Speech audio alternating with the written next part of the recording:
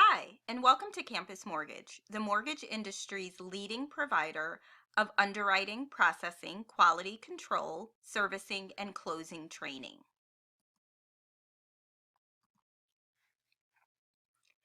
Before we get started today, please take a moment to read Campus Mortgage's disclaimer and keep in mind the information contained in this video is time sensitive and subject to change without notice.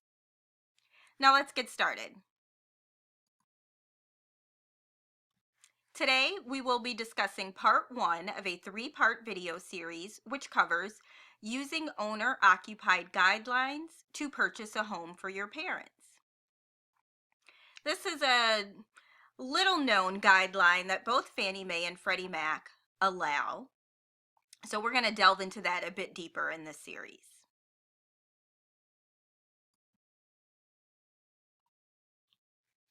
Before we get into the owner occupancy exception that we will be discussing, let's start by first identifying the different occupancy types.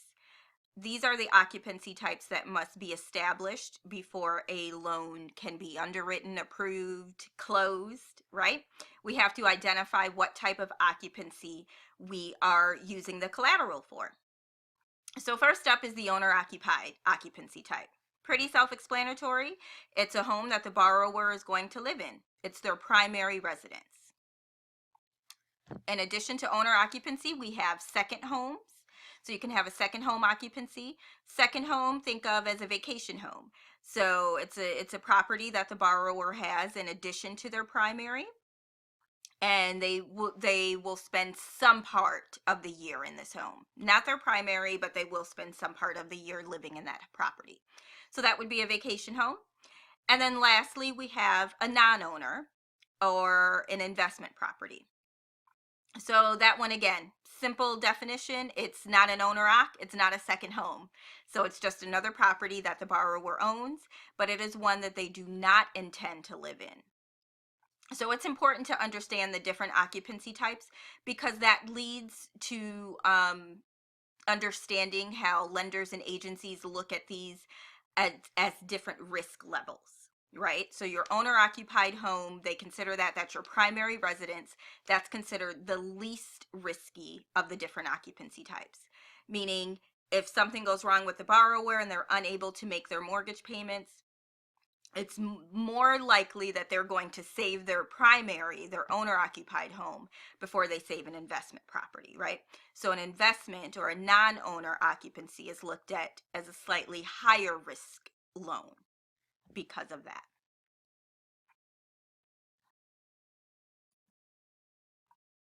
Okay, so now we know what the different occupancy types are. Let's talk about this owner occupancy exception that we will cover in this series. So, qualified children that are looking to purchase a home for their parents, that their parents will owner occupy, those children can benefit by using the owner occupancy guidelines. So technically, if you want to buy a home for someone else to live in, per our previous definitions, that would be considered a non-owner occupied home. However, with this exception to the owner occupancy guidelines, both Fannie Mae and Freddie Mac say that if a borrower would like to purchase a home that their parents are going to live in as their primary residence, then they can purchase that home under the owner-occupied guidelines. So you'll remember in our previous slide, we said an owner-occupied transaction means that the borrower is going to live in that home as their primary residence. Well, for this exception, the borrower is not going to live in the home, but their parents are. Because their parents are going to be the owner occupants and the borrower is simply taking out that mortgage loan for their parents, both Fannie and Freddie have this caveat that would allow that transaction to close under an owner occupied guideline. And so throughout this series, we're going to talk about the benefits of going owner occupied versus a non-owner transaction. So basic requirements when we're using this owner occupancy exception, very straightforward. So the borrower can be considered the owner occupant even though they're not going to live there. The major requirement is that the borrower's parent or parents must intend to occupy the home. So you can't buy a vacation home for your parents. You have to buy a primary residence for your parents. Some things to consider, or why this exception would be necessary, would be if your parents are unable to work. So if there is a reason they're unable to work, then you can qualify for the mortgage loan in order to purchase them a primary residence. If your parents have limited income, maybe your parents are retired, they have some money in the bank, but they don't have enough income monthly to qualify for a mortgage. So you'll qualify for the mortgage for them.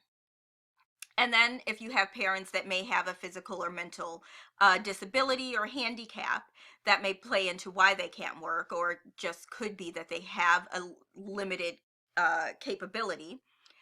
In that instance, you can qualify for the mortgage for them as well. The key is that the borrower's parents will occupy the home as their primary residence. This concludes part 1 of the 3-part video series. For more tips, videos, and for a full list of courses offered by Campus Mortgage, please visit our website at www.campusmortgage.org. Thank you, and as always, make it a great day.